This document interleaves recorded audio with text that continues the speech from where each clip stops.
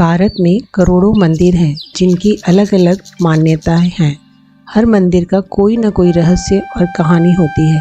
ऐसा ही एक मंदिर राजस्थान के सीकर के खाटू में स्थित है, जिसे हम खाटू श्याम जी के मंदिर के नाम से जानते हैं।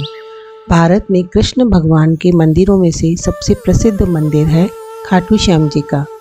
खाटू श्याम जी को कलयुग का देवता कहा जाता है और इस मंदिर की अलग अलग मान्यताएं हैं।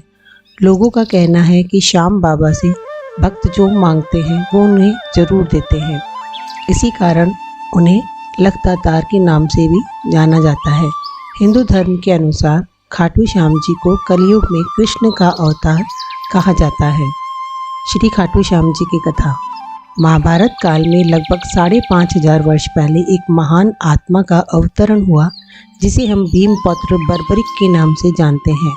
महिसागर संगम स्थित गुप्त क्षेत्र में नव दुर्गाओं के सात्विक और निष्काम तपस्या कर बर्बरिक ने दिव्य बल और 3 तेग व धनुष प्राप्त किए। कुछ वर्ष उपरांत कुरुक्षेत्र में युद्ध के लिए कौरव और पांडवों की सेनाएं एकत्रित हुईं। युद्ध का शंखनाद होने ही वाला था कि यह वृत्तांत बर्बरिक को ज्ञात हुआ और उन्होंने माता का आशीर्वाद ले युद्ध भूमि की तरफ प्रस्थान किया।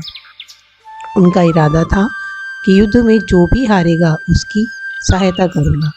भगवान श्री कृष्ण को जब यह वृत्तांत ज्ञात हुआ तो उन्होंने सोचा कि ऐसी स्थिति में युद्ध कभी समाप्त नहीं होने वाला। अतः उन्होंने ब्राह्मण का वेश धारण कर बर्बरिक का मार्ग रोककर उनसे पूछा कि आप कहाँ प्रस्थान कर रहे हैं। बर्बरिक ने अपना ध्येय बताया कि वह कुरुक्षेत्र में जाकर अपना कर्तव्य निर्वाह करेंगे और इस ब्राह्मण रूप में श्री कृष्ण ने उन्हें अपना कौशल दिखाने को कहा। बर्बरिक ने एक ही तीर से पेड़ के सभी पत्तों को भेद दिया, सिवाय एक पत्ते के जो श्री कृष्ण ने अपने पैरों के नीचे दबा दिया था। बर्बरिक ने ब्राह्मण रूपी श्री कृष्ण से प्रार्थना की कि वह अपना पैर पत्ते से उठाए, वरन आपका पैर घायल हो सकता है। श्री कृष्ण ने अपना पैर हटा लिया व बर्बरिक से एक वरदान मांगा।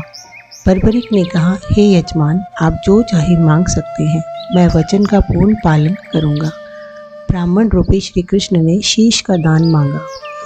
यह सुनकर बर्बरिक तनिक भी विचलित नहीं हुए, परंतु उन्होंने श्री कृष्ण को अपने वास्तविक रूप में दर्शन देने की बात की, क्योंकि कोई भी साधारण व्यक्ति यह दान नहीं मांग सकता। तब श्री कृष्ण अपने वास्तविक रूप में प्रकट हुए। उन्होंने महाबली त्यागी तपस्वी वीर बर्बरिक का मस्तक रणचंडिका को भेंट करने के लिए मांगा और साथ ही वरदान दिया कि कलयुग में तुम मेरे नाम से जाने जाओगे, मेरी ही शक्ति तुम में निहित होगी। देवगण तुम्हारे मस्तक की पूजा करेंगे जब तक यह पृथ्वी, नक्षत्र, चंद्रमा तथा सूर्य रहेंगे।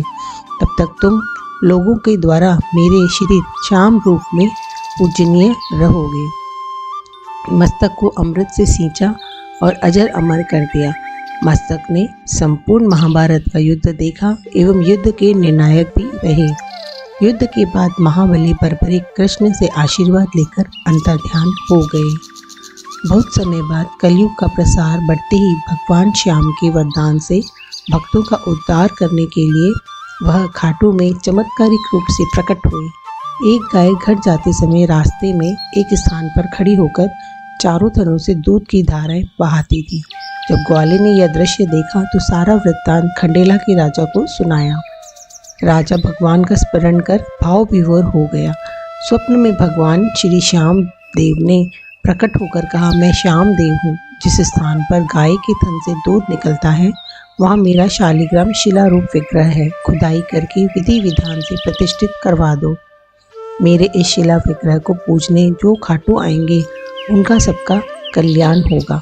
खुदाई से प्राप्त शिला रूप विग्रह को विधिवत शास्त्रों के अनुसार प्रतिष्ठित कराया गया। बोलो जय खाटू श्याम बाबा की।